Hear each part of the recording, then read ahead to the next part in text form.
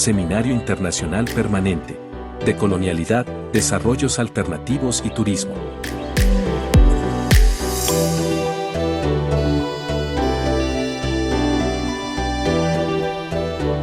Antes de darle uso de la voz, quisiera hacer una breve presentación, una síntesis curricular muy pequeña para que los demás que están sintonizándonos pues le conozcan. Yo sé que la mayoría acá en la OEM, obvio lo conocemos, pero sí sería importante que los que se están incorporando, sobre todo de Colombia, le ubiquen, aunque claro, usted es de Colombia, pero por ahí tiene más trabajo de investigación y de más años por acá también. Ya tiene doble nacionalidad seguramente.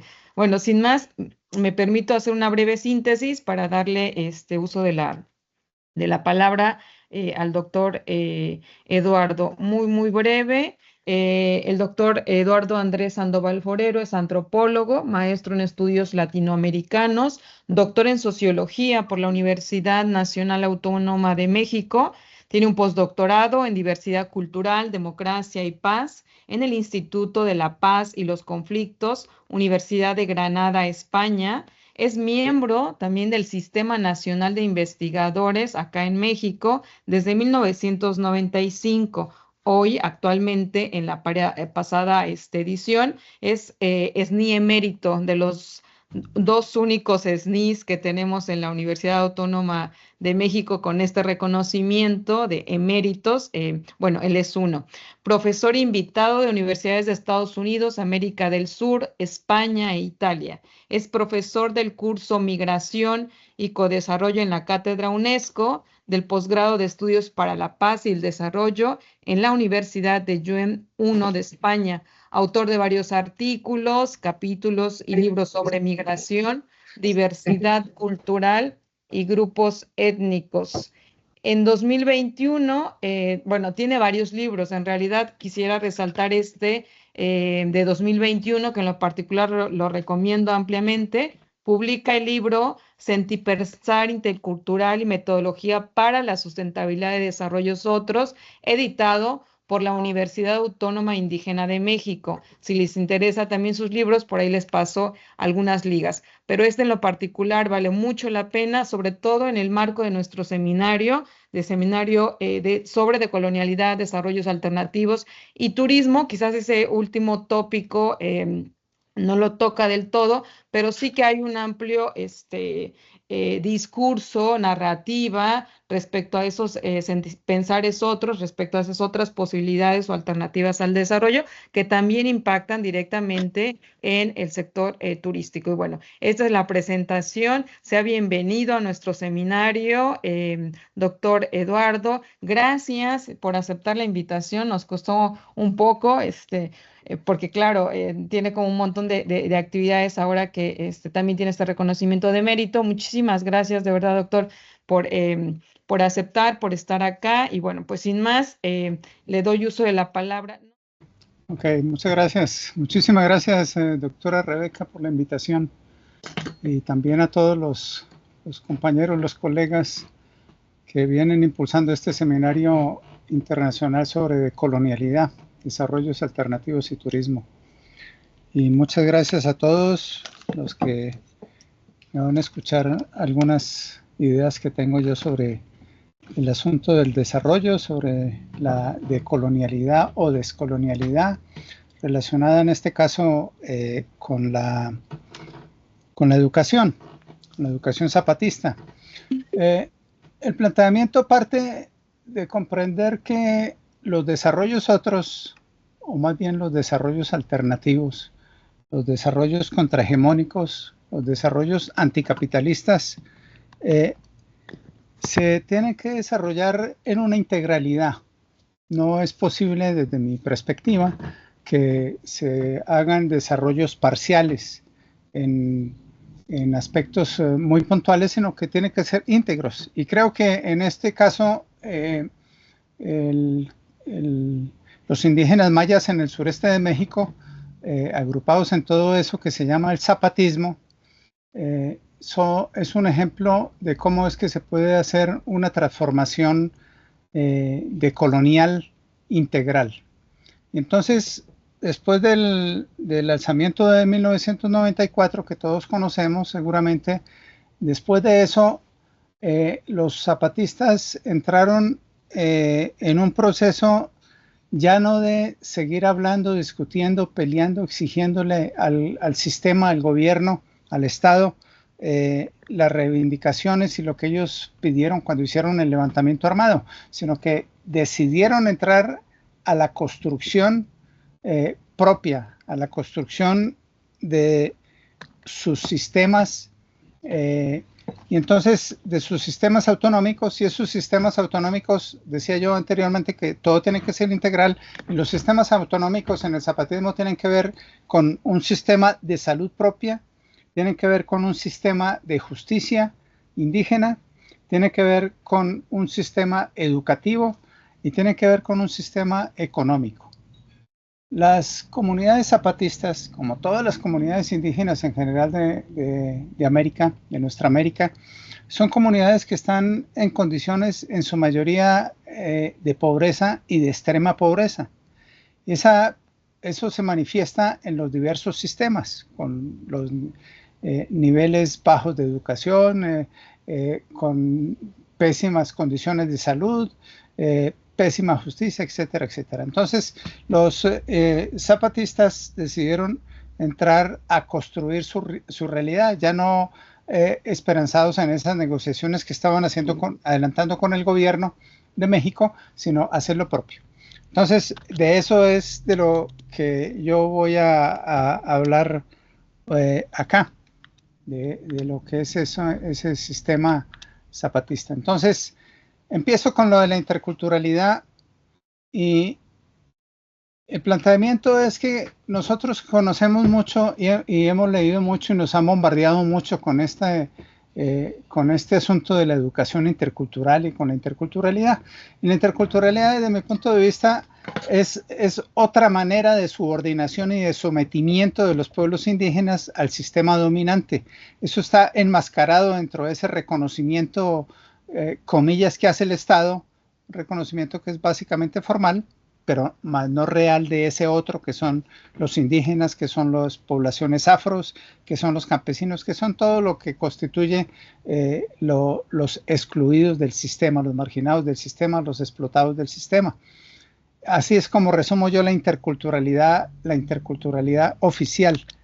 Bueno, la interculturalidad entonces en ese sentido tiene que ver con una relación, desde mi punto de vista, que es sociedad, Estado y pueblos indígenas, concentrándome en lo de pueblos indígenas, en sus dimensiones discursivas, es decir, cuál es esa retórica de la interculturalidad, pero principalmente en la práctica.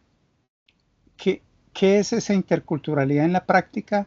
Que ayude, que cambie, que transforme condiciones lacerantes de las poblaciones indígenas, y cuál es la que promueve el sistema. Entonces, la experiencia educativa construida por estos pueblos indígenas están circunscritas en los movimientos sociales, identitarios y políticos autónomos. Cuando hablo yo de pueblos indígenas, cuando hablo de la educación zapatista, estoy hablando de la educación de varios pueblos indígenas.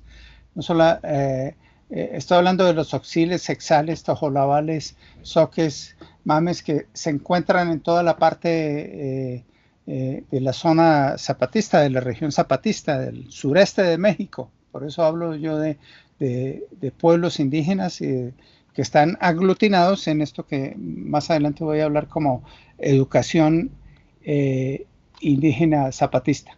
Pero el caso es que antes del zapatismo y paralelo al zapatismo, se presentaron diversos movimientos indígenas que reivindicaban la interculturalidad en México y en toda América Latina. Movimientos indígenas que exigían educación propia, que exigían una educación intercultural diferente a la del sistema, que exigían universidades propias y demás. Eso fue los movimientos que se presentaron fundamentalmente con intensidad en la década del 80 del siglo pasado. Entonces, esa interculturalidad fue un proyecto de acción y de cambio social que consiste en más allá de reconocer la diversidad cultural. porque el discurso no solamente de los gobiernos, sino el discurso de los organismos internacionales es el discurso de reconocer la diversidad, de reconocer a esos otros. Y entonces esta interculturalidad cuestiona esos patrones de poder que producen un racismo, una dominación y una exclusión de seres, de saberes y de formas de vivir. Esa era la reivindicación de los indígenas. En el caso de México tenemos las experiencias de muchos pueblos indígenas en todo el territorio nacional que venían exigiendo otra educación. Es importante recordar que a partir de 1940 se empezó a dar educación indígena bilingüe, llamada bilingüe bicultural en México, que fue prácticamente el modelo que se utilizó en toda América Latina, ese tipo de educación, y que esa educación en su tiempo es como la falacia que tenemos hoy en día con la educación intercultural. En su tiempo la educación, todo ese proceso de educación bilingüe bicultural, en el fondo lo que estaba era acabando con los idiomas indígenas y de una forma disimulada, de una manera estaba imponiendo el español, el castellano, a los pueblos indígenas. Y el cuento, la retórica era que era bilingüe y era bicultural. Bueno, eso en el caso de México, que se creó una gran estructura político-burocrática importantísima, que fue el Instituto Nacional Indigenista. Ese fue su papel. Incluso Antonio Caso, que fue el primer director de este instituto, cuando se posesionó en su discurso, le dijo a los más de 7,000 antropólogos y sociólogos que contrató el instituto en México para esta educación y para transformar las condiciones de las comunidades indígenas. Él les dijo: no se hagan ilusiones, ustedes no tienen trabajo sino máximo por 20 años, porque en 20 años ya el asunto indígena queda resuelto, ya se han integrado los indígenas a la sociedad mexicana, es decir, han dejado de ser indígenas, los han desindianizado, y entonces ya se les acabó el trabajo a ustedes, es decir, el trabajo de ustedes es desindianizarlos. Eso realmente funcionó hasta cierto punto quitó idiomas, debilitó idiomas y todo, pero la terquedad de los indígenas ha hecho que se mantenga también mucho de los idiomas y que se mantenga mucho de la organización indígena. Y parte de esa lucha que estaban haciendo estos movimientos indígenas por la interculturalidad era por esa interculturalidad real contra el racismo, contra la dominación. Bueno, así es como llegamos nosotros al 94 con el movimiento zapatista.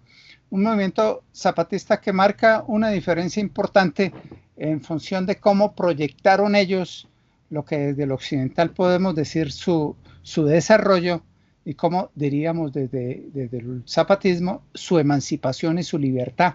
Entonces ahí es donde entra la autodeterminación y la autonomía del movimiento zapatista, que arrancan en 1994. Bueno, esta interculturalidad, esta educación intercultural, entonces lo que se plantea es que sea ejercida, ojo, desde, por y para los indígenas. Que hay algo muy clave, muy central. No es cómo el Estado va a educar a los indígenas, sino cómo es que ellos mismos proyectan su educación. Entonces eso es lo que tiene que ver con una descolonización fundada en la cultura de cada pueblo indígena. No es tampoco una descolonización generalizada para todo el país y para todos los pueblos indígenas. Entonces, ¿eso para qué? Para la formación de sujetos interculturales para la paz, para una emancipación pacífica, lo cual obliga a romper con ese modelo occidental en la enseñanza. Es otra forma de generar conocimiento, modos y de emplearlo en la solución de problemas cotidianos. Ese es el planteamiento con el cual se arranca este movimiento indígena. Bueno, seguimos con la interculturalidad crítica descolonizada. Entonces esta interculturalidad propone un verdadero rumbo de cambio social, gestado en condiciones de equidad y justicia social, para que los sujetos y sus grupos cuenten con las herramientas esenciales que les permitan el acercamiento con el otro. Estamos hablando aquí de un cambio social, no la interculturalidad reducida y exclusiva a la educación, sino una interculturalidad también, como lo planteé al comienzo, que es mi eje de la exposición, una interculturalidad integral, una interculturalidad que abarca todos los aspectos sociales, económicos, políticos, culturales, cosmogónicos, etc. Bueno, la interculturalidad entonces descolonizada implica generar condiciones en que los sujetos sociales tengan la posibilidad de sostener un encuentro horizontal sin subordinación ni imposición. La interculturalidad oficial, la interculturalidad neoliberal, la interculturalidad hegemónica, lo que hace es decir, véngase, nosotros vamos a interculturalizarlos, y la relación es una relación totalmente vertical. Es una relación de la institucionalidad verticalizada hacia los indígenas, de cómo es que, en este caso los indígenas, pero cualquier otro grupo social, cómo es que tienen que aprender a manejarse en esas relaciones culturales. Entonces, recuperar lo propio y reivindicar la importancia de los pueblos indígenas, pues implica que la diversidad de las cosmogonías en el vivir local y comunal contienen las semillas para la interculturalidad crítica y descolonizada para la paz. Ahí están las semillas de esa interculturalidad crítica. Y yo hablo de descolonizada porque los mismos zapatistas plantean la necesidad y construyen la educación y todos sus demás aspectos desde una perspectiva descolonizada. Y yo le agrego a eso que eso está para la paz. Para la paz porque después de que se dio el alto a la confrontación armada, el proyecto se planteó todo en función de una construcción pacífica, de unas sociedades pacíficas, de unos pueblos pacíficos y demás. Bueno, aquí entro ya entonces con lo que es el asunto propiamente de la interculturalidad otra, y en este caso la educación intercultural zapatista. Tenemos muchas interculturalidades otras, no solamente la zapatista. En el caso de México hay otras interculturalidades que han sido construidas también por pueblos indígenas, por comunidades indígenas que no son zapatistas y que están en diversas partes del territorio nacional y que están al margen del sistema educativo oficial, del sistema hegemónico. La educación zapatista es una más, es otra más, una interculturalidad, otra más de las que tenemos en el territorio nacional y de las que existen en todo el país. Es decir, que también la interculturalidad otra es una diversidad, no se encuentra de manera homogénea. Entonces, la lucha indígena zapatista se planteó y exigió sus derechos autonómicos en los que la educación tenía un papel central. Cuando entran a hacer los acuerdos entre el gobierno-estado y el zapatismo, después de que se pararon la confrontación armada, una de las cosas que reivindicó de manera prioritaria el zapatismo fue la educación. La educación. Y estamos hablando de una educación que ellos reivindicaban en poblaciones con un alto índice de analfabetismo, en poblaciones también con un monolingüismo altísimo. Y entonces ellos dicen, necesitamos educación, pero la educación que ellos piden, aquí empiezan las grandes diferencias en las negociaciones, y es parte de las rupturas que se dieron en esos acuerdos de San Andrés, que así se les llamó a la negociación, es porque ellos reivindican y piden una educación fundada y centrada en su cosmogonía indígena.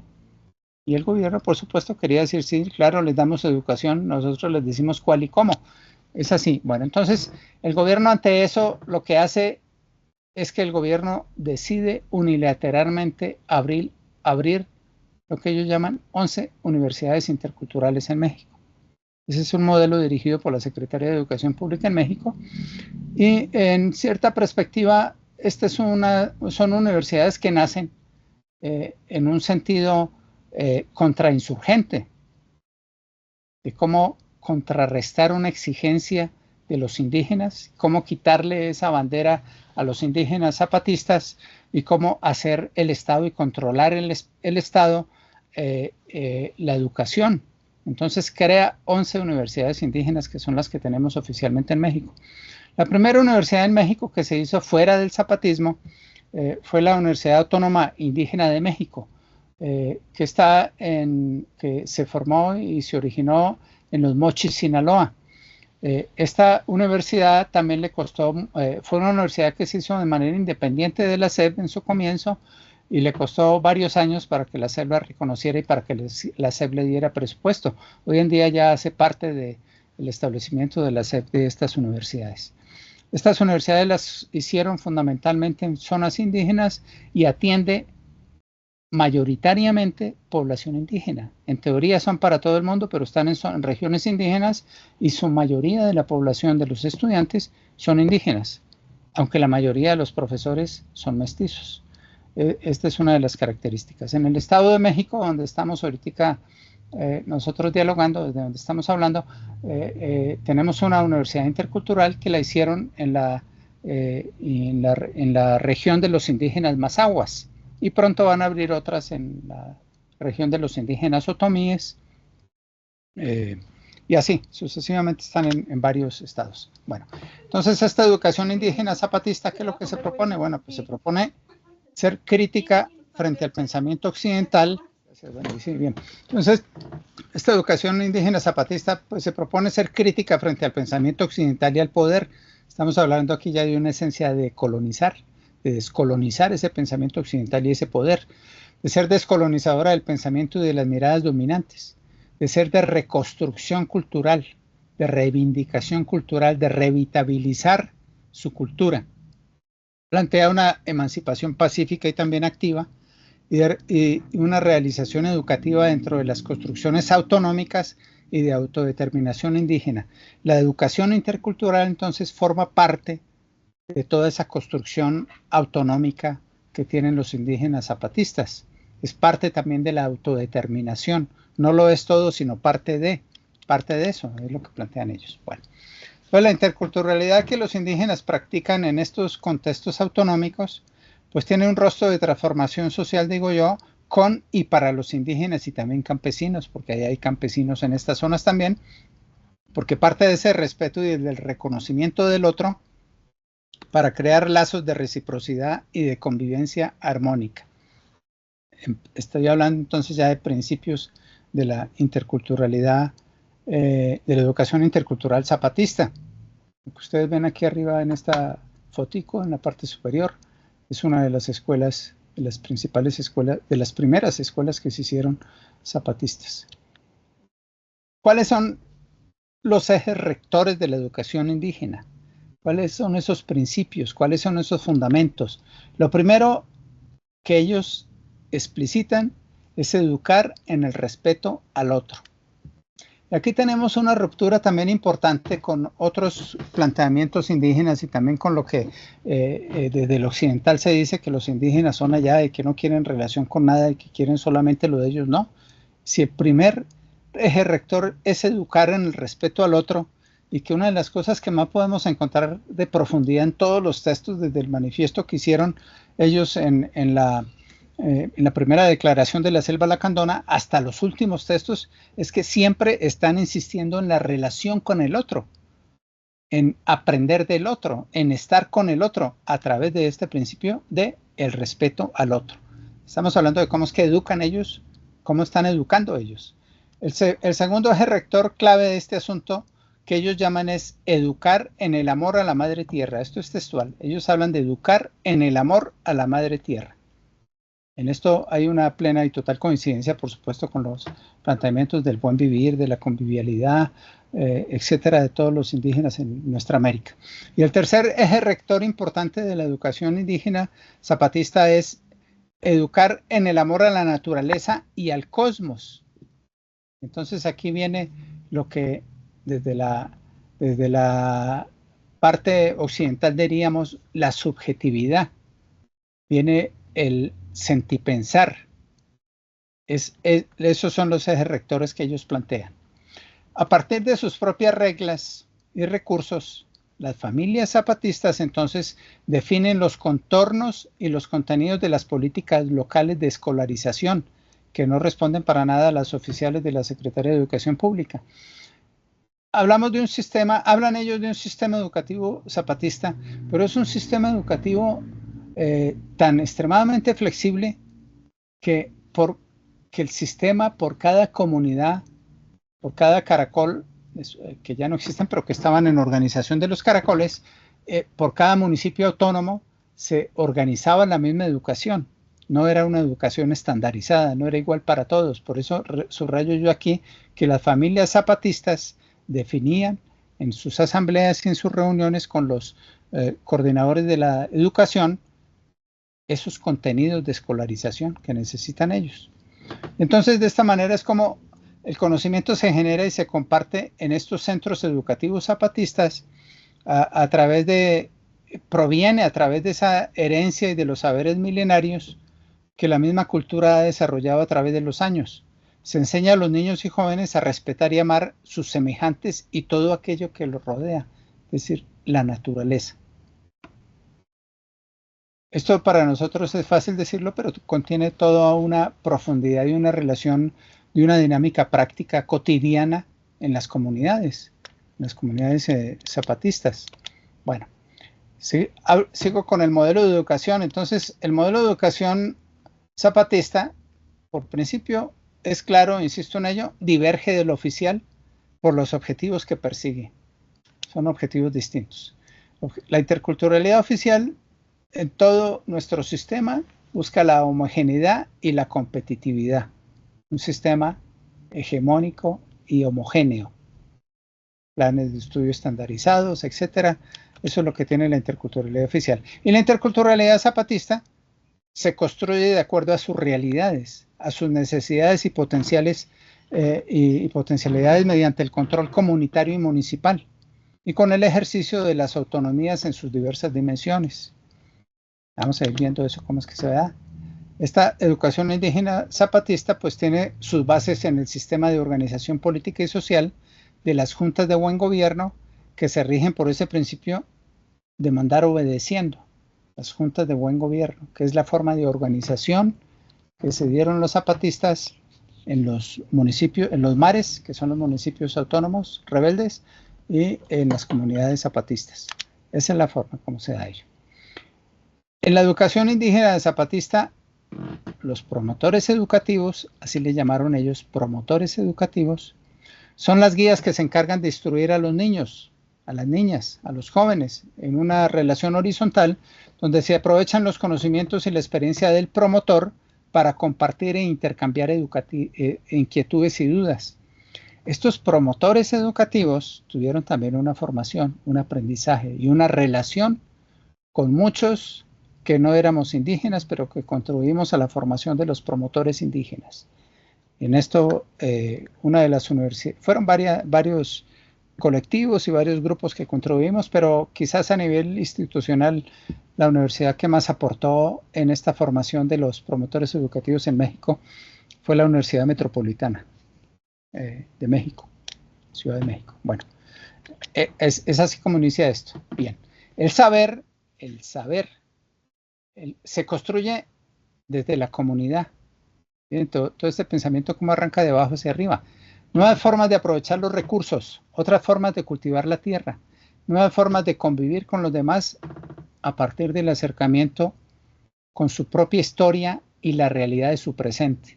Porque una de las cosas claves también del zapatismo tiene que ver con sus ejes transversales, es la recuperación de su propia historia, no la historia que hemos escrito, que han escrito los antropólogos, los sociólogos y el gobierno, sino su propia historia, la que les tienen que contar los ancianos, el consejo de ancianos, la que tienen que contar las mujeres, las que tienen que contar los líderes, etcétera. Es cómo construir esa propia historia en una relación concentrada también en el elemento cultural. Porque si algo tiene esta educación zapatista y si algo tiene el zapatismo en su formación autonómica, es la cultura. Entonces, esta educación intercultural transmite conciencia de un cambio social para lograr el acercamiento con otras culturas, de romper con esas jerarquías y la superioridad que impide el diálogo intercultural verdadero. Entonces, si yo hablo del diálogo intercultural verdadero, es porque hay otro diálogo intercultural, que es el oficial, el hegemónico, que es un diálogo de falacia, un diálogo que no corresponde a una realidad. La educación indígena entonces no niega la presencia ni la importancia de la cultura mestiza. Más bien induce a los niños y a los jóvenes en el respeto a la presencia, la relación y el aporte también de lo no indígena. Lo han dicho también en sus múltiples reuniones nacionales e internacionales, donde ellos dicen, nosotros no vamos a enseñar nada, vamos a mostrar nuestra experiencia, cada quien aprenderá de ella lo que le sirva y lo que le convenga, pero queremos aprender de las experiencias de los demás. Y esa experiencia de la cultura mestiza es tan expansiva, se ha ampliado tanto en el zapatismo, que la han llevado a la necesidad de conocer la experiencia también de los europeos, de otros continentes. Parte de eso. Las escuelas zapatistas. Bien, estas escuelas entonces, en estas escuelas la cosmogonía indígena está presente en todo ese proceso educativo, la cosmogonía indígena, los pensares indígenas, los mitos indígenas, las formas de concebir el mundo, la forma de explicar el mundo, la forma de vivir el mundo, la relación con la naturaleza, los vivos, los muertos, etcétera. Todo eso que se entiende como cosmogonía está presente en todo. Entonces, aquí viene otro asunto clave, y es que los horarios y los calendarios escolares están adaptados al ritmo de la vida campesina y a la vida indígena, en el que se enfatizan los ciclos climáticos y agrícolas, las lógicas de la reproducción indígena, no las lógicas de los calendarios burocráticos de la Secretaría de Educación Pública, sino las de sus comunidades. Entonces, la educación entonces para ellos es una herramienta en la que se construyen las bases para dar continuidad y vigencia al quehacer indígena, a la cultura, a su modo de vida, de ubicarse en el mundo y de habitar en él. Esa es la funcionalidad de educación indígena en ese entramado integral del cual yo hablo. Las comunidades indígenas de esta manera entonces participan, decía yo antes y vuelvo a repetirlo, en el diseño y en el manejo de sus propios centros educativos a todos los niveles, mediante las asambleas comunitarias y los mecanismos de elección de promotores y representantes educativos. Así es como refuerzan los lazos comunales, la idea de beneficio común y se revitaliza la importancia de una educación intercultural desde los mismos pueblos indígenas. Estamos hablando de que hasta hace 2 años tenían ellos más de 3.613 centros educativos indígenas, autónomos, propios. La escuela zapatista, la educación zapatista y la escuela zapatista entonces son transformadores sociales. Y ven aquí otro elemento clave de los zapatistas y de la educación, la resistencia étnica y la hegemonía de la política educativa centralizada. Tiene implicaciones sociales en la lucha por la democratización de la gestión administrativa y pedagógica con participación directa de las comunidades indígenas. Ese es el núcleo de las escuelas zapatistas. Bien, estas escuelas zapatistas, que tienen una funcionalidad muy importante para el zapatismo, que hacen parte de ese sistema. En el gobierno de Fox, el gobierno lo primero que hizo fue desconocerlas. Es decir, que no tenían validez de la Secretaría de Educación Pública, que no eran escuelas, que no perdieran su tiempo, etc. Los zapatistas siguieron construyendo sus escuelas, construyéndola en todos los sentidos, no solamente desde el punto de vista físico, sino que siguieron construyendo sus escuelas en todo este planteamiento cosmogónico y cultural del cual les he estado hablando. Y entonces el gobierno entró después a través del secretario de Educación y les ofreció a los zapatistas que les otorgaba certificados de educación y reconocimiento a sus escuelas y que les daba financiamiento a sus escuelas, siempre y cuando adoptaran ellos el pensum, el currículum educativo. Los zapatistas respondieron y dijeron no, nosotros no estamos solicitando dinero ni estamos pidiendo el reconocimiento, ni mucho menos vamos a cambiar nuestro sistema. Fíjense las posturas de los gobiernos. Primero la ataca, primero va contra ellas, cuando no las puede acabar, entonces entra a la política de la cooptación. Muchos de los sistemas educativos interculturales y de educación indígena propia que nació en América Latina en las comunidades han sido cooptadas. Y una de las cosas fáciles como han sido cooptadas es a través de esos 2 sistemas que quiso utilizar aquí el gobierno mexicano, a través de la certificación y a través del dinero, del financiamiento. zapatistas se negaron a eso y siguieron construyendo sus escuelas. La violencia no se hizo esperar por parte del gobierno. Fueron muchas las bibliotecas que el gobierno fue y destruyó, el ejército fue y las destruyó, bibliotecas que fueron construidas por el zapatismo y por todos los colaboradores nacionales e internacionales, quemaron libros, destruyeron las escuelas y los zapatistas siguieron con su dinámica. También lo hicieron con el sistema de salud, también destruyeron sistemas de salud.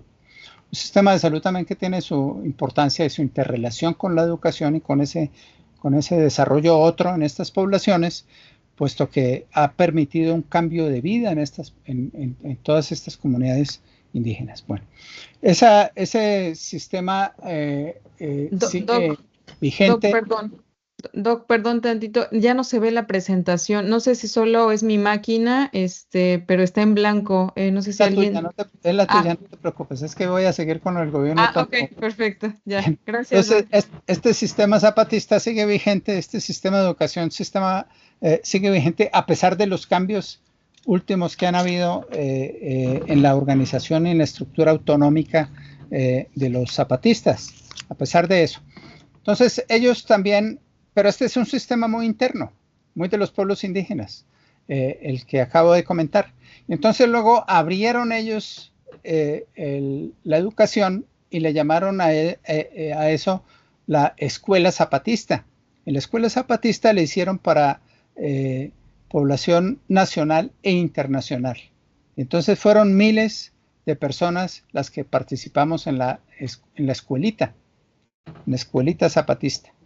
La escuelita zapatista, ¿en qué consistió la escuelita zapatista? Que fueron dos escuelitas que hicieron, empezó en 2013, la 1 y la 2. La escuelita zapatista consistió en cómo los zapatistas acogían a los que íbamos de afuera en una familia indígena a través de un botán. El botán en indígena... tratando de explicarlo en lo occidental, el botán es como la guía, es el interlocutor, es el protector, es el compañero. Entonces nos colocaban un botán y nosotros nos hospedábamos en las comunidades indígenas, en los miles que llegamos nos hospedábamos en las comunidades indígenas con una familia indígena, pero siempre teníamos un botán. Un compañero, un protector, un guía, un orientador, etc. En esta estancia de la escuelita realmente fuimos todos verdaderamente alumnos del conocer cómo es que se construye una autonomía y un desarrollo otro distinto al sistema, al margen del sistema y antisistémico, en una perspectiva muy descolonizadora. Entonces, esta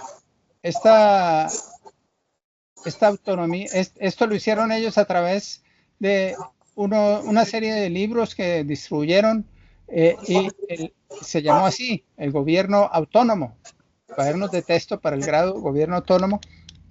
El otro fue el gobierno autónomo 2, que tenía que ver con cómo es que entienden ellos y cómo construyen ellos la libertad. Porque el principio es el gobierno, ningún gobierno y ningún estado nos va a dar la libertad. La libertad la tenemos que hacer nosotros y construir nosotros. Entonces, eso lo hicieron a través de estos cuadernos, el gobierno autónomo y el gobierno autónomo 1. Fueron 4 cuadernos que sacaron. Y uno de ellos importante, que es el que quiero traer aquí a colación, es el de la resistencia autónoma. La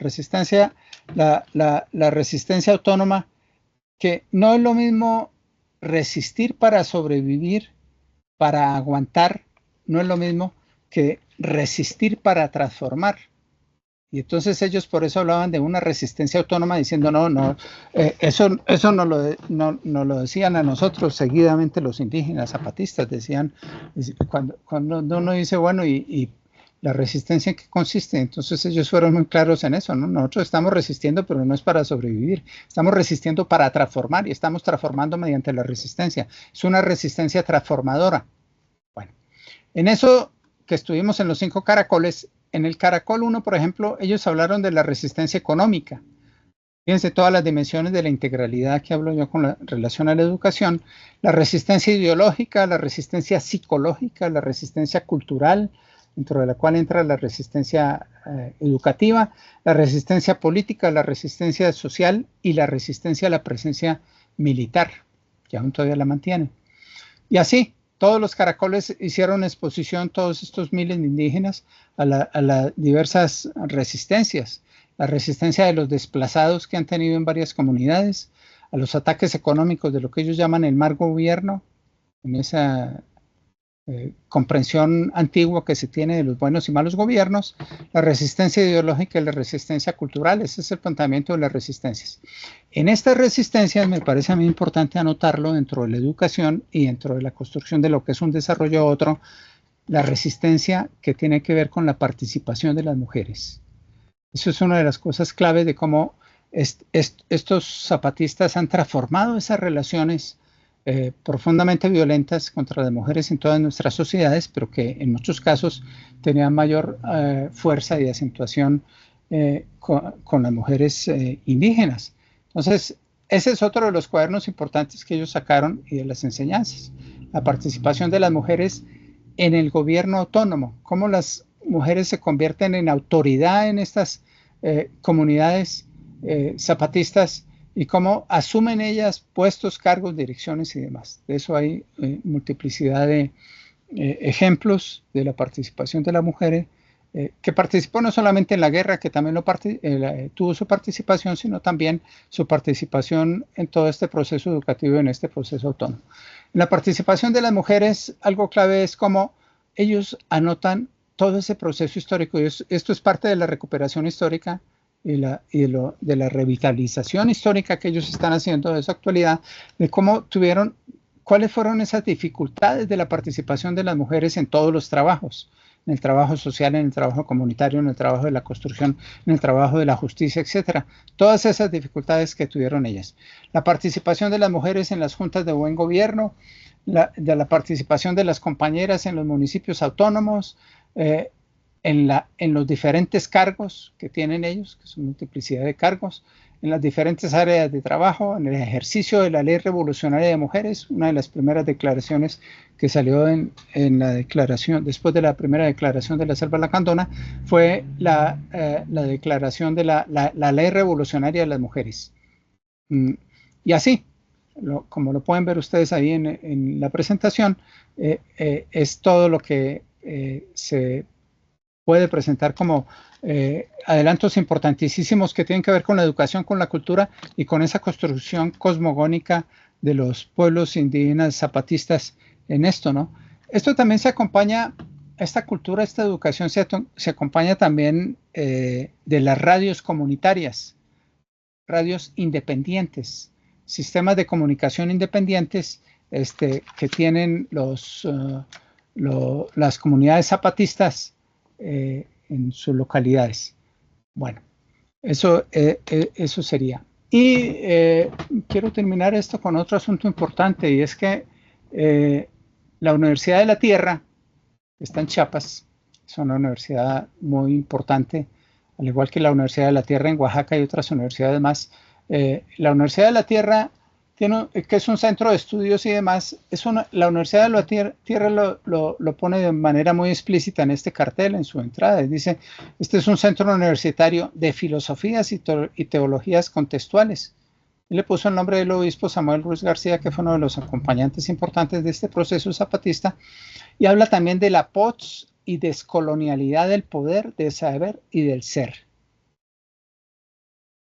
Hay muchos intelectuales que dicen, no, es que los indígenas no hablan de descolonialidad, no hay decolonialidad, ese es un rollo de unos intelectuales. Pues resulta que no. Es como también cuando unos dicen, no, es que ese rollo de la investigación, acción participativa o participante, ese es un rollo de los sociólogos. Resulta que no, porque toda esta construcción de la cual les estoy hablando, eso es todo en esencia investigación, acción participativa. Es toda la metodología que ellos están utilizando. Entonces, este centro de estudios y prácticas sobre la pluriversidad y demás, ellos le llaman adisciplinariedad. Es decir, romper con esas disciplinas. Y lo ecológico esa pluriversidad ecológica, pues es una pluriversidad, como ellos lo ponen ahí entre paréntesis, de saberes, de temporalidades, de reconocimientos, de lugares, de producciones y demás.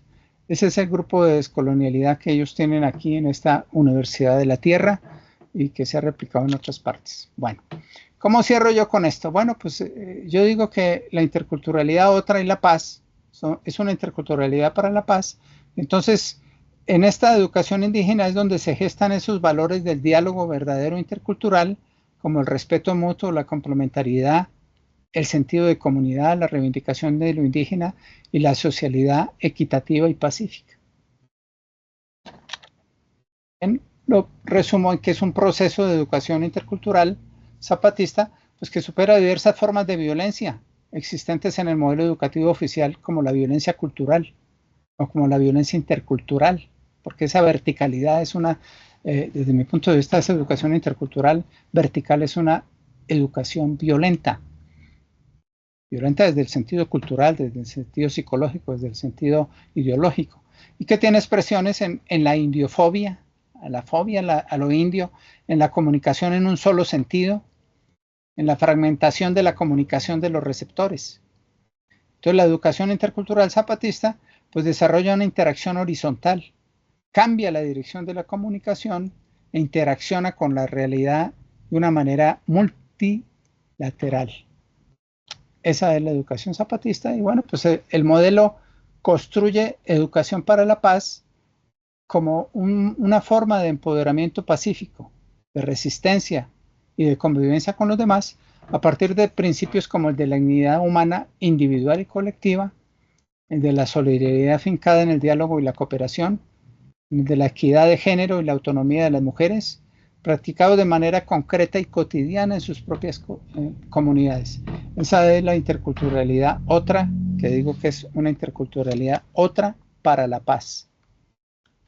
Y bueno, pues de esa manera termino yo aquí mostrándoles una escuelita más aquí. Muchas gracias y creo que si gustan entramos como al conversatorio.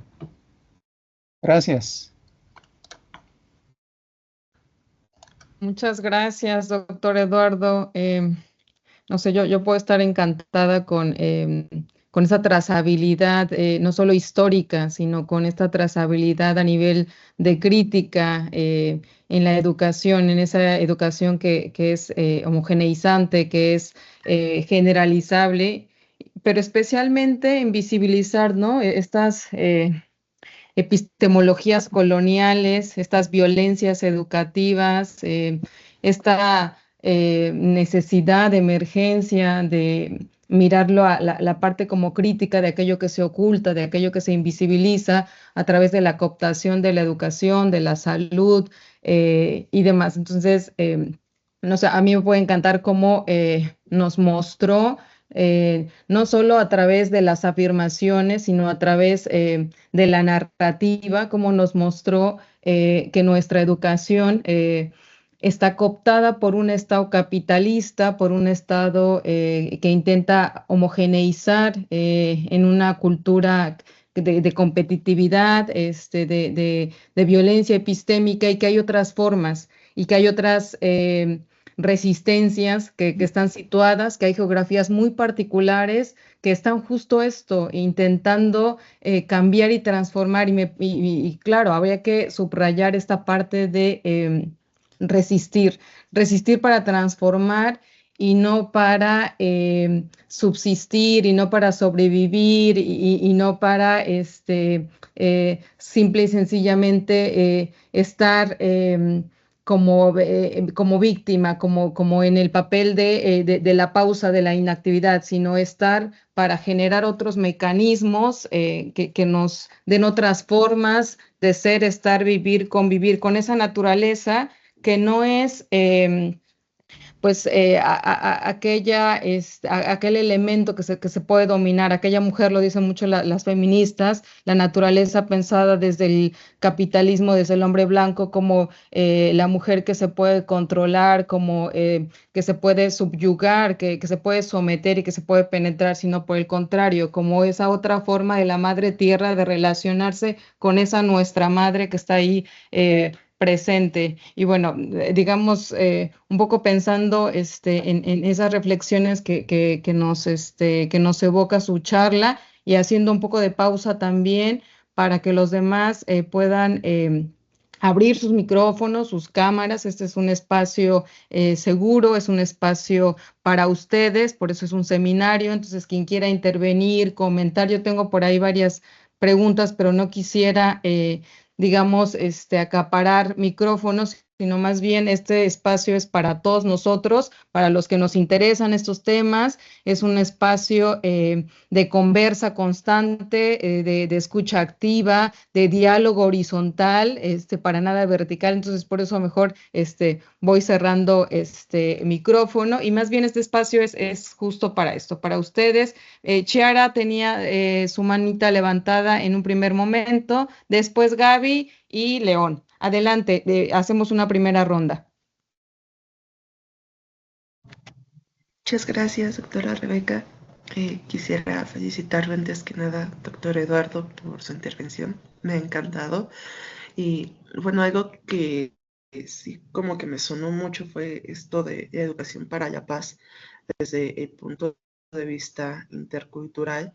Y creo que es un enfoque educativo que realmente es muy reciente, entonces no se aborda, digamos, como en profundidad, pero ¿qué podría recomendar a los docentes o incluso también a investigadores para que comiencen como a incorporar ese enfoque de educación intercultural, pero con un enfoque pacífico para tener como ese diálogo de reflexión con sus estudiantes, sin importar el nivel que estén cursando, el nivel educativo, y también para que se genere como un poco más de interés e incluso como de difusión sobre esta temática? No, Si quiere, Doc, vamos con la segunda y la tercera para dar respuesta a una primera ronda de preguntas. ¿Cómo ve, doctor Eduardo? de acuerdo, adelante, me parece bien. Ok, va Gaby y después Leo. Bueno, buenas tardes. Mi nombre es Gabriela, vivo en La Paz, Bolivia. Qué refrescante escuchar experiencias tan lindas en México. Realmente es muy lindo saber que esa inclusión ya no es solamente algo en país, sino que se está desarrollando a nivel de toda América Latina. Ese reconocernos como personas que somos tan diversas en culturas y en países distintos, pero que a la vez manejamos un mismo lenguaje, que es el de la paz, el de respeto al medio ambiente, al entorno de la cultura donde vivimos, es realmente increíble. Me encantó la presentación del expositor, muy interesante, y ojalá podamos tener espacios de diálogo también para compartir experiencias a futuro. Gracias, Gaby. Qué lindo que también nos sintonizan desde Bolivia. León. Hola, gracias a la doctora Rebeca y pues a todas las personas que hicieron posible esta charla. Eh, bueno, pues acá un saludo fuerte y un abrazo desde Bogotá, con mucho frío. Bueno, muy chévere lo que se viene hablando, pues históricamente nuestro país pues ha vivido como otras transformaciones sociales. Para nosotros pues realmente hablar de este tema de la descolonización y de la importancia de las mujeres como escuelas realmente pues es muy nuevo, y a partir de pues también un conflicto que nos generó mucho tiempo y muchos años, que digamos que atrasó sobre todo las partes rurales. Yo pues soy como un líder ambiental social en la región donde vivo, y pues yo he venido encontrando que hay muchas mujeres que tienen un conocimiento muy importante, no solamente sobre el territorio, sino sobre muchas cosas apegadas a sus aspectos culturales, como el uso y costumbres. Y me gustaría de pronto, si el doctor pudiera recomendarnos alguna literatura, pues para nosotros poder como comprender un poco más el tema de la descolonización, entendiendo pues que nuestros procesos históricos acá en Colombia pues han sido un poco pues diferentes. Listo, Doc. Cerramos esta primera ronda por si gusta comentar, agregar. Sí, gracias. Bueno, muchísimas gracias a las dos compañeras y el compañero que estuvieron conversando.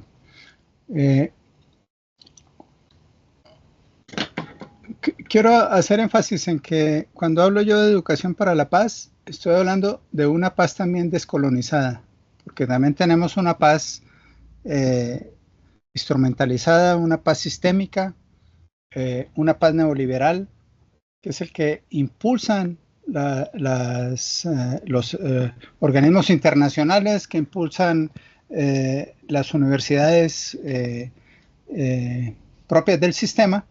Entonces esa paz en el fondo es quédate quieto, tranquilo, no la ponga de todos, no arme problema, todo en paz y sigamos en paz. Pero cuando hablo de una paz descolonizada es como nosotros tenemos que entender que la primer violencia que existe es una violencia que tenemos estructural del sistema, es una violencia sistémica. Por eso es que se habla de descolonizar un sistema también, porque el sistema es el principal y el primero en entrar en esas violencias. Tenemos violencias múltiples, o sea, la violencia no es solamente la violencia directa, sino que tenemos violencias culturales, psicológicas, sociales, etcétera, etcétera, pero la violencia sistémica es la que menos se ve, la que menos se nota, la que menos se percibe. Entonces, por ejemplo, cuando desde las epistemologías del sur se habla de la violencia epistémica, esa no se ve, no se siente, y por eso es que la mayoría de los profesores en las universidades y los investigadores repiten como loros todos los planteamientos, comillas, científicos únicos y hegemónicos del sistema, y desconocen todos los otros conocimientos, saberes de producción propia. Entonces, hablo de una paz descolonizadora, ligándolo con lo del zapatismo, porque el zapatismo plantea la paz, pero no es de cruzarnos de brazos y aceptar las condiciones en que estamos, sino transformar esas condiciones. Entonces, esa es una paz.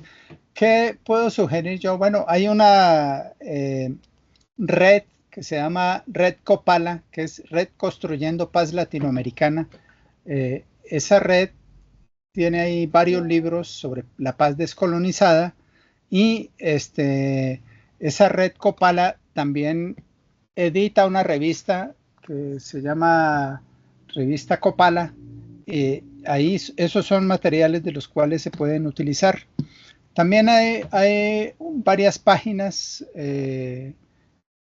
Hay una última página que coordina el doctor Jorge Alonso de la Universidad de Guadalajara, con unas compañeras, con Xochitl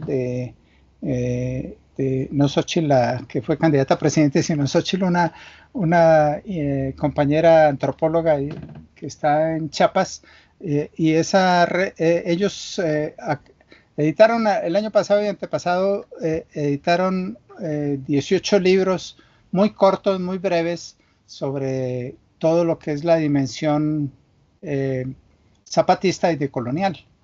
Esos son libros que pueden acceder en la página web de manera rápida, y los pueden bajar y consultar, y todas esas experiencias que son muy importantes de las que se presentan ahí. Eso es lo que yo les diría. También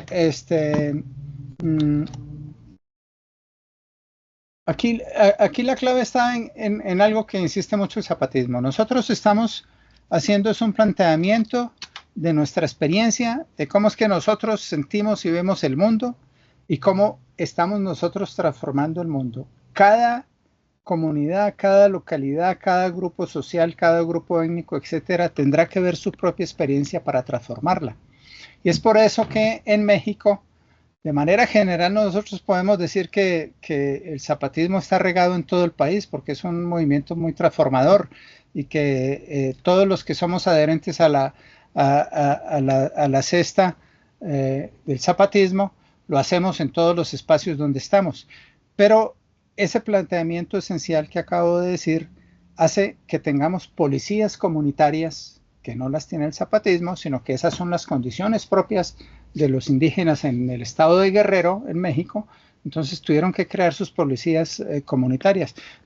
Tenemos procesos propios también en el estado de Michoacán, que son otras condiciones, son otras experiencias, pero que todas se enmarcan en esa perspectiva zapatista de construir otros mundos distintos a este mundo tan violento en que estamos, a este mundo de sometimientos, de explotación y demás. Eso es lo que la enseñanza principal, de tal manera que las experiencias son claves, pero no es para... No, ellos insisten, no queremos que nadie nos copie porque no les va a servir.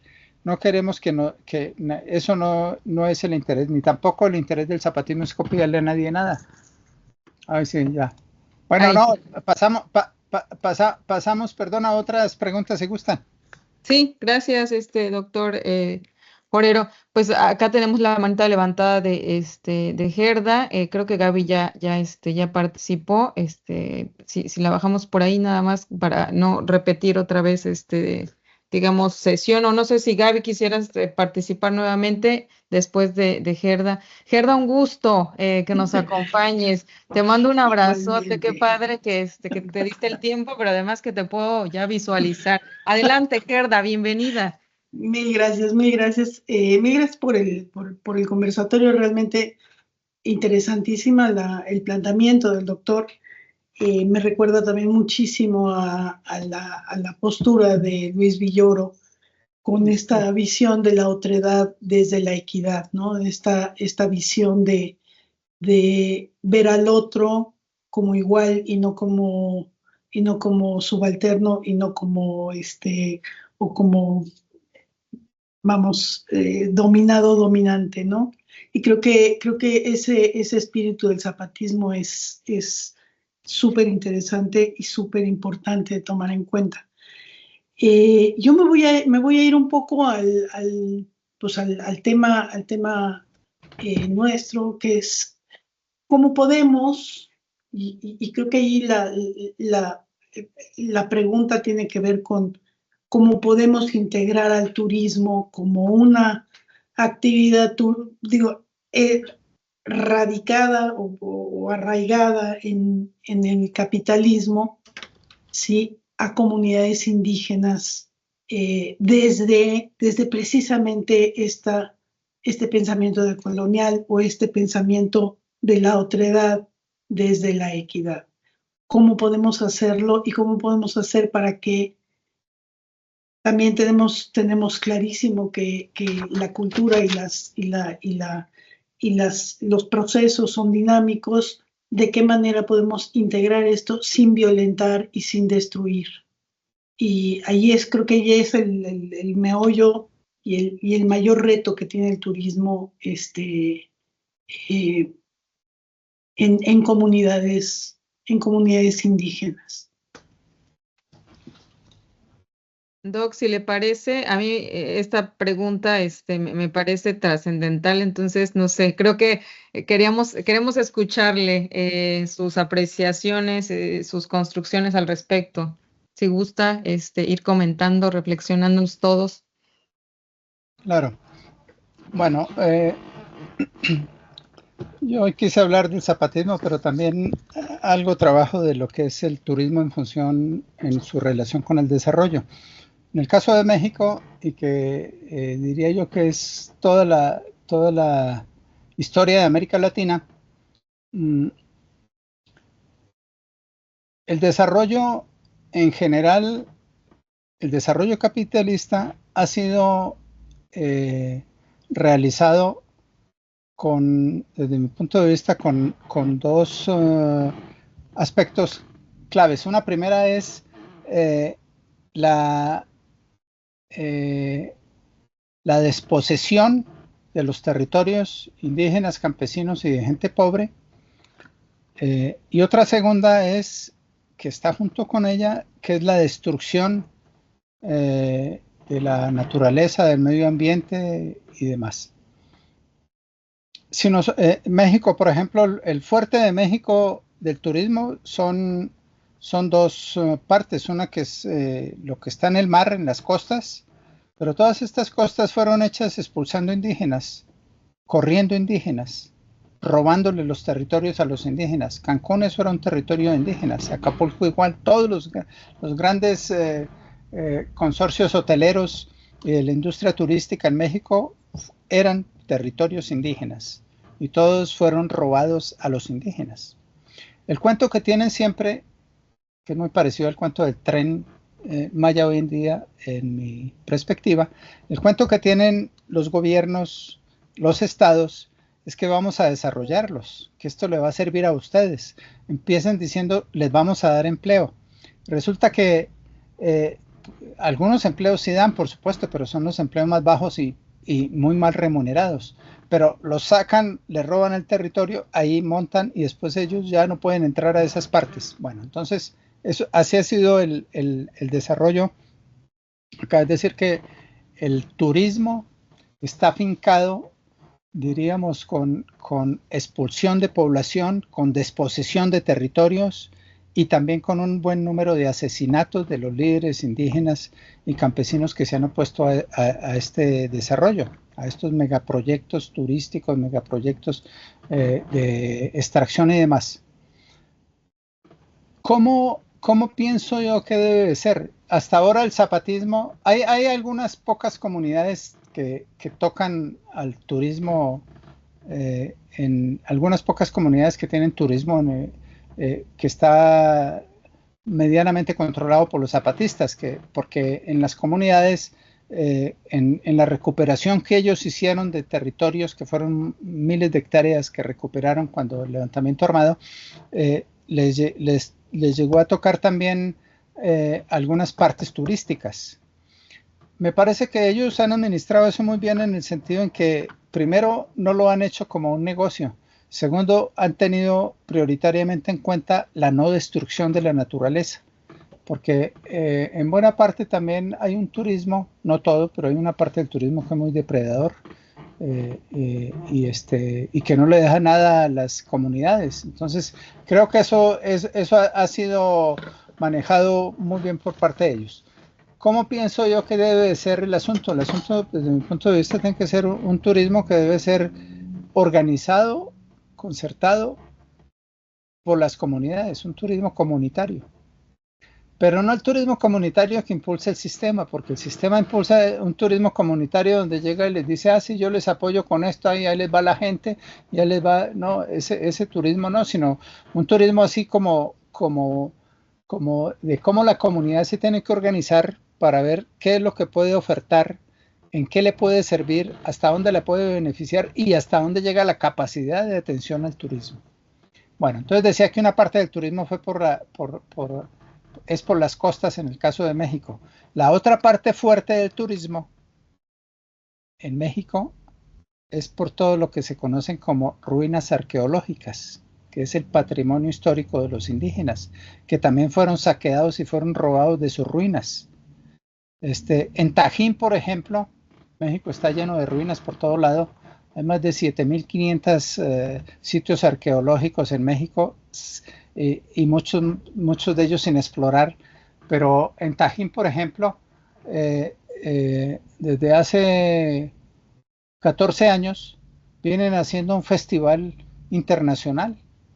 Y ese festival internacional que hacen en Tajín es una derrama de millones de pesos. Pero es una derrama que tiene que ver con un turismo muy del espectáculo. Y donde el indígena de esa zona, cuando se acerca, cuando llegan los cientos y miles de turistas internacionales a Tajín, al festejo, a los indígenas, la policía los corre, les roba la mercancía, los mete a la cárcel. Y esas ruinas se supone que son de sus antecesores, que deben de ser de ellos. Entonces, ¿cómo en un planteamiento nacional sería es que eso es todos esos sitios históricos indígenas tendrán que pasar a los indígenas y deben de ser de los indígenas? Y ellos serán los que tienen que encargarse de la administración de eso. No el Estado, no el gobierno, ni la antropología, ni nada de eso. Porque lo que han hecho es usufructuar un patrimonio histórico de los indígenas que ha sido robado, que ha sido quitado, que ha sido saqueado y puesto al servicio del Estado y ha sido folclorizado totalmente. Entonces, eso es lo que yo planteo frente a lo que es el turismo en comunidades indígenas. Y es que todo ese turismo que llega, en el caso del Estado de México, las famosas pirámides de la Luna y del Sol, que los que no están acá habrán escuchado o habrán venido a estas pirámides, y en el gobierno de uno de los presidentes del PRI, el gobierno de Peña Nieto, quiso hacer un espectáculo igual que el Tajín. ¿Y qué fue lo que hizo? Para poderle luz y sonido a eso nocturno, destruyó una buena parte de estas pirámides que aún todavía, incluso desde el punto de vista antropológico, todavía siguen siendo desconocidas. Es muy poco lo que se conoce todavía de ello. Bueno, entonces eso tendrá que pasar a los indígenas. No ver los indígenas mendigando en las puertas de todos estos sitios arqueológicos para vender algo y que los estén quitando. En conclusión, me parece que es importante construir un turismo que sea un turismo comunitario para la comunidad y de la comunidad. Gracias. Gracias, doctor Eduardo. Gracias, Gerda. Bueno, en lo que todavía tenemos un poco más de tiempo, acuérdense que nuestro seminario... Sí, adelante, Gerda.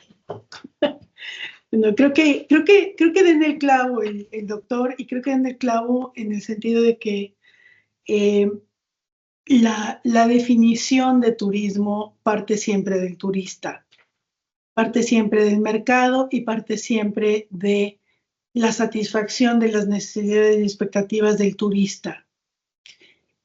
También es importante, y esto es una de las cosas que estoy trabajando ahorita, es plantear una nueva definición y una nueva postura hacia el turismo, en el sentido de que toda experiencia turística sucede en una cosa que llamamos el territorio biocultural. Y ese territorio biocultural le pertenece a las comunidades que reciben al turismo. Y aquí estoy hablando tanto urbanas como rurales e indígenas, ¿no? Ese territorio biocultural es el patrimonio de cada una de esas comunidades. Y si mantenemos a esas comunidades en las sombras, si no las sacamos a la luz y no las ponemos al centro de la definición misma del turismo, no vamos a poder llegar a nada. Esto es, vamos a seguir despojando, vamos a seguir generando riqueza para pocos a partir del patrimonio de los más vulnerables. Y creo que necesitamos plantear eso como una tarea de quienes nos dedicamos a investigar acerca del turismo y de lo que implica en los lugares de recepción, ¿no? Y yo creo que definitivamente el planteamiento del doctor de que el turismo tiene que ser para y por la comunidad es esencial. Y allí tenemos que pensar cómo podemos nosotros replantear el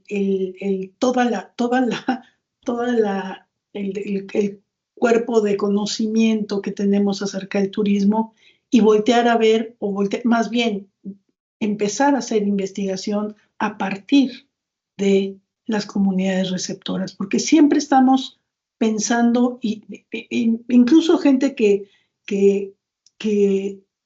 tiene una postura ideológica y una postura epistemológica totalmente contraria, siempre termina hablando del turismo desde la definición hegemónica y desde la definición establecida por los países emisores y por quienes han financiado la investigación turística desde el norte, vamos a decir, ¿no? Entonces, sí necesitamos replantearnos nosotros y rehacer una academia que tenga como centro la comunidad. Perdón, yo eso lo resumiría en la imperiosa necesidad que hay de descolonizar el turismo. Totalmente, el problema pues, es ese. Eso es, sí. Y otra vez, Gracias. la otredad desde la equidad. Así ¿no? es, de acuerdo. Gracias, Gerda. Gracias, doctor Eduardo. Pues damos unos minutos más para ver si alguien quiere entrar a la conversa.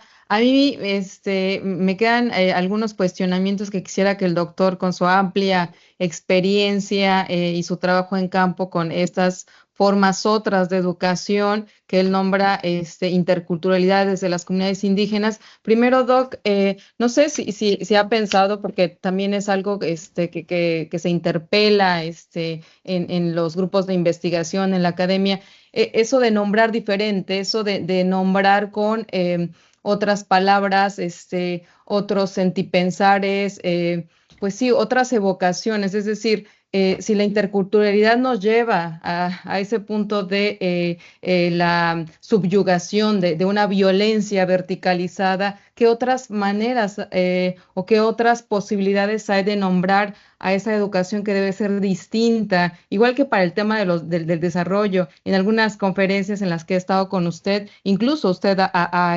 comentado que el desarrollo ya no debería nombrarse así. O sea, tenemos que utilizar otros términos, tenemos que generar otras palabras para que no parezcan, digamos, las formas de expresión cooptadas por el Estado, porque lo cierto es que el Estado, el capitalismo, la forma hegemónica economicista que nos atraviesa los sures globales, utiliza mucho nuestras formas y expresiones de evocar esas realidades justo para cooptarlas, justo para dominarlas, para, en todo caso, medianamente disfrazarlas y en ese sentido volverlas parte de sus formas de administración, de educación, de sus formas de generación, incluso de turismo. Es decir, ¿qué otras formas podríamos pensar para pensar, reflexionar y nombrar a esa interculturalidad desde la educación indigenista? Esa es una. Y dos, entonces, ¿cuál es el papel de la academia? Lo han dicho muy bien ustedes, Gerda, y en la plática, en la charla, que la academia también tiene un papel importante y de gran trascendencia en el sentido de cómo estamos formando a nuestros alumnos. O sea, ¿qué habría que pensar desde la academia para no seguir reproduciendo esos modelos economicistas donde solo se piensa el turismo desde un planteamiento de negocios, desde un planteamiento de actividad económica, porque en las comunidades no solo eso, no solo es eso, es decir, me ha tocado hacer trabajo de campo en algunos pueblos originarios, acá también en el Estado de México, y las personas, al preguntarles por qué están en estas dinámicas turísticas, algunas, no todas, en la mayoría, claro, por una incidencia o una traviés epistemológico colonialista, pues sí te dicen por el tema del dinero, pero hay otras que no, que justo lo que evocan es como otras posibilidades para el interactuar y aprender de esas otredades, pero además para generar como mecanismos, quizás de cajas de ahorro, quizás para, digamos, permitir conocerse a profundidad del bosque, para explorar el bosque con esos otros, en algunas otras comunidades, para permanecer, digamos, en la comunidad y en el poder, más bien generar memoria colectiva, memoria de los recursos, de las historias, de la colectividad. En ese sentido, ¿cuál es entonces el papel de la academia cuando desde las comunidades también hay otras formas de pensar, no solo esas posibilidades recreativas, sino de pensarse, de ser y estar fuera de un mecanismo educativo, capitalista, hegemónico, donde todo lo ve como mercancía, donde somos cosas y no seres humanos, donde interactuamos con los otros que son objetos y no sujetos?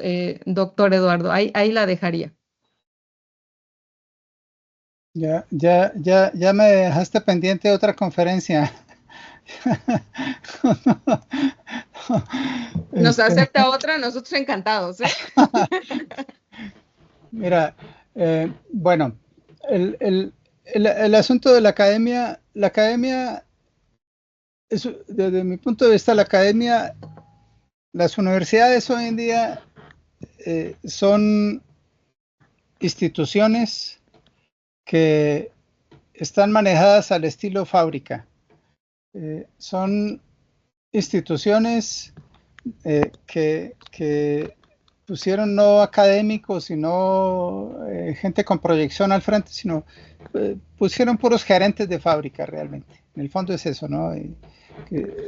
Capataces que están revisando quién hace, cómo lo hace, si lo hace bien y cuánto lo hace y cómo le produce y le rinde y demás, como las fábricas. Entonces, la universidad en general, a partir de ello, que es una institución del Estado, la universidad siempre va a estar al servicio del Estado. Siempre. Pero dentro de la universidad hay unas pocas semillas, hay unos pocos descarriados que abrimos caminos por otros lados. Y entonces esos son los que diría yo, son las personas, los investigadores, los científicos, los académicos, llamados a pensar el turismo de otra manera, de otra forma distinta al existente, de otra manera en que no sea ni la parte financiera, ni la parte económica, ni el usufructo, ni el cómo aprovechar y quitarle al otro para que el Estado o el empresario sea el que usufructúe eso. Entonces, bueno, pero decía yo que la academia, la academia tiene un trabajo importante y creo que es un reto y a la vez una beta clave de cómo es que se va a descolonizar el turismo, cómo descolonizar el turismo. Y descolonizar el turismo es bien complejo, no está sencillo. Es bien complejo porque es cómo quitar y cómo desconcebir esa hegemonía de pensamiento que se tiene y esa práctica de pensamiento que se tiene, porque es que el turismo siempre se habla de las cifras del billete que le entra a un país y no más, el dinero, la plata, cuánto le entra y cuánto le entra y cuánto le bajó y cuánto subió y cuántos millones y eso, ¿no? En esas dimensiones creo que ahí poco hay que hacer, pero desde mi punto de vista es como pensar, yo no hablaría de turismo, por ejemplo, pensándolo en una perspectiva descolonizadora. Yo hablaría, por ejemplo, de construir un proyecto o una licenciatura o un trabajo, un grupo, un equipo, algo así, etcétera, de la convivencia, el convivir socionatural. Entonces, al decir convivir, implica ya otro tipo de relación. Y decir socioculturales, que es sociedad, socionatural, perdón, es sociedad y es naturaleza. Entonces, ahí implícitamente lleva en el fondo una relación intercultural muy distinta a la del dinero. Entonces, ese es el asunto. Creo que eso es posible cada vez más en estas universidades, abrir esos campos nuevos de investigación. Porque también el problema de cuando yo miro revistas de investigación de turismo, incluso las llamadas comillas de excelencia, siempre el rollo es cómo se potencializó el turismo, cómo se dimensionó el turismo, cómo, y digo, no, pues está crítico el asunto, es cómo pensar el turismo de otra forma, un turismo que no sea ni depredador ni destructor de la sociedad, ni que atente contra las poblaciones, ni contra las culturas. Ese sería como que las bases principales del turismo. Y ustedes con este seminario me parece que están haciendo, están en contravía, están en sentido contrario totalmente, pero eso es lo valioso de esto. Pero están construyendo un germen, hasta donde yo tengo entendido, inexistente. Y déjenme decirles que participo con varios grupos de coloniales y descoloniales, y este es el primero que me encuentro que está centrado en lo del turismo, y eso me parece a mí que es loable el trabajo que ustedes están haciendo. Están luchando contra el mundo, al igual que todos los que estamos en esto, pero eso es lo valioso y eso es el aporte y eso es lo central de ustedes. Me parece a mí que eso es lo maravilloso que están haciendo. Gracias. Pues muchas gracias, Doc. Eso nos alienta y nos alimenta, nos nutre, porque pensar diferente en la academia también tiene un costo político, y claro, Sí. en cátedra.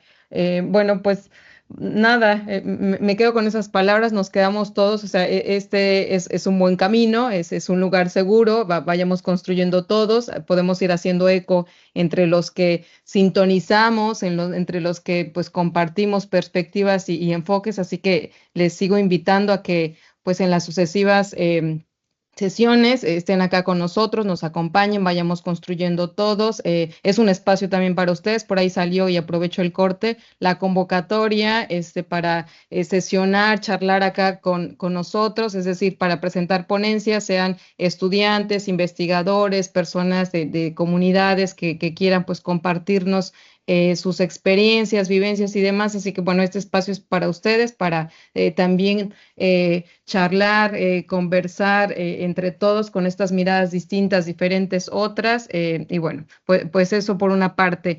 Segundo, quisiera también agradecer que hay alumnitas de licenciaturas, está por acá Itzi, Dalia, Vicky, muchas gracias por acompañarnos. Son del Centro Universitario UAM Temascaltepec del Estado, no quería dejar de mencionar. Son niñas que tuve en el semestre, en cuarto semestre, que por ahí les sembré la semillita de lo crítico, entonces dije, bueno, sigamos empujándolas y a ver si pues ellas continúan también con los trabajos y con las miradas, que eso también siempre es importante.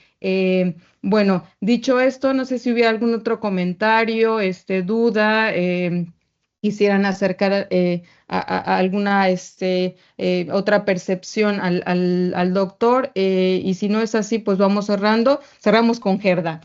Adelante, Gerda. Creo que es una tarea que tenemos, y el doctor tiene toda la razón. Hay muy poca gente que está planteando esto.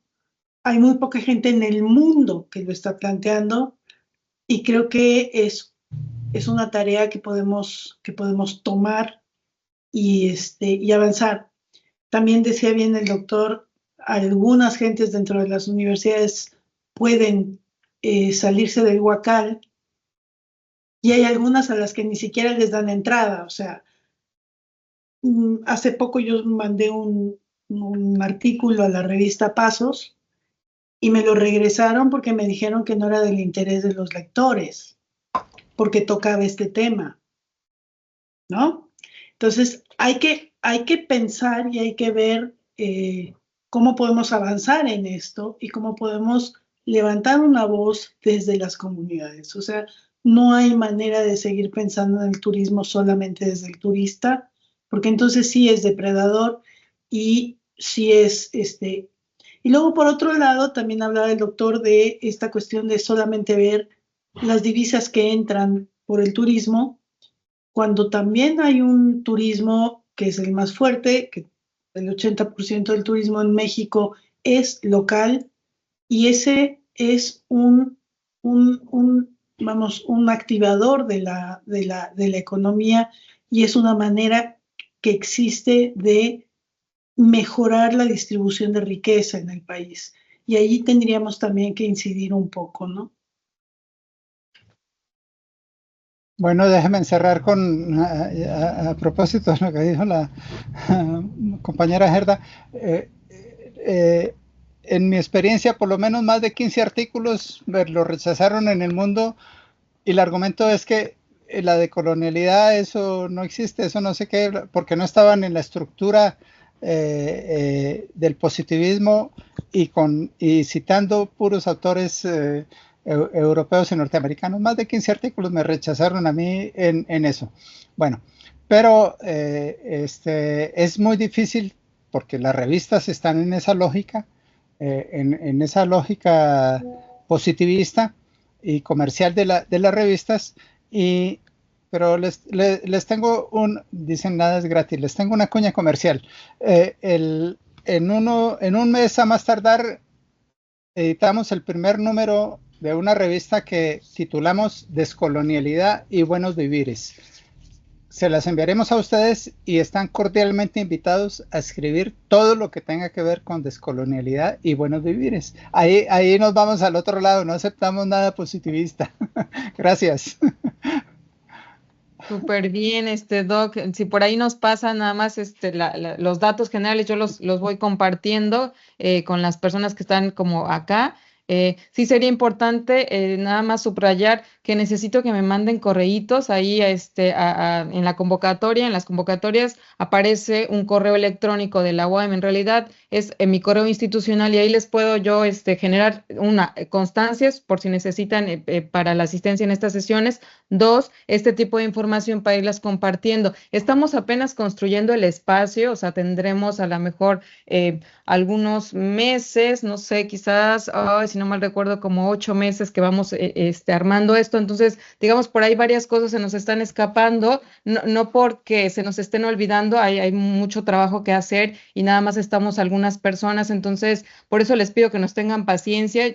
Yo espero que con el apoyo de todos ustedes nos mantengamos y sigamos armando estas sesiones, cargándolas al grupo de Facebook, a la red social, pero también esto, o sea, compartirles material, generar enlaces, pues ahora se abre la posibilidad de algunas publicaciones, después también puede ser que el propio seminario abra esta otra ventana o acompañe al doctor Eduardo con esta posibilidad de publicación en revistas diferentes. Entonces, bueno, por eso les pido como paciencia, ahí váyanme escribiendo y yo en la medida de lo posible pues voy atendiendo. Y bueno, pues ya sin más y con el afán de también ir cerrando, porque yo sé que igual estamos inmersos en un sistema capitalista y tenemos horario laboral o no necesariamente, pero hay otras actividades que pues nos solicitan, digamos, la productividad. Entonces, bueno, por eso vamos cerrando.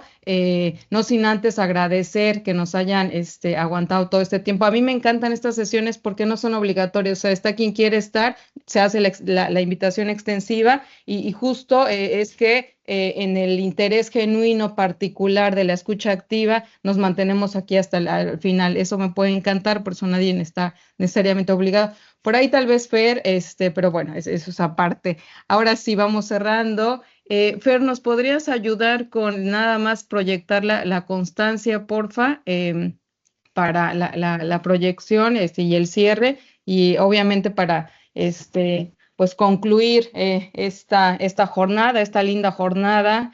En ese sentido, bueno, porque estamos también inmersos, estamos con, contra y más allá del Estado, diría John Holloway, y estando en el Estado, estando en la institución, bueno, hay ciertos protocolos que hay que cumplir. Pues agradecer entonces al doctor Eduardo. En ese sentido, se otorga la presente constancia a nombre de la Universidad Autónoma del Estado de México, la Universidad Colegio Mayor de Cundinamarca, Bogotá, Colombia, el Centro Universitario UAM Temazcaltepec, el grupo de investigación en el que forma parte dos de nuestros coordinadores, el doctor Edgar, bueno, el maestro Edgar y el doctor Felipe, que hoy por algunas situaciones familiares y de salud no nos pudieron acompañar. Ese grupo lo forman ellos y se nombra Sociedad, Territorio y Turismo de la Facultad de Ciencias Sociales, igual de la Universidad Colegio Mayor de Cundinamarca. Otorga entonces la presente constancia al doctor Eduardo Andrés Sandoval Forero por su conferencia magistral, pero por supuesto, en este seminario permanente de colonialidad, desarrollos alternativos y turismos, con el tema Educaciones interculturales autonómicas en pueblos indígenas de México. Signamos las 3 personas que organizamos el seminario y bueno, pues agradecerle, que tengan una linda tarde, doctor. Muchas gracias nuevamente, Gerda, los demás niñas del centro universitario, mil gracias por acompañarnos. Chiara y demás que nos siguen, que están con nosotros. Leo, muchas gracias. Fer, agradecida por apoyarnos en el tema tecnológico. Y bueno, pues que tengan una excelente tarde. Nos vemos en la siguiente sesión. Acuérdense que es cada 2 meses. Doc, muchas gracias de nuevo, doctor Eduardo. A ustedes, un Hasta abrazo a luego. todos. Seguimos en comunicación. Muchas Sí, gracias. hasta luego. Bonita tarde. Igualmente. Saludos y muchas gracias. Nos vemos, Gaby. Gracias. Gracias, doctora Gracias Elvira. y felicidades. Gracias, Gerda. Felicidades de verdad a todos. Gracias, felicidades. Gracias. Muchas gracias. Buena tarde. Gracias.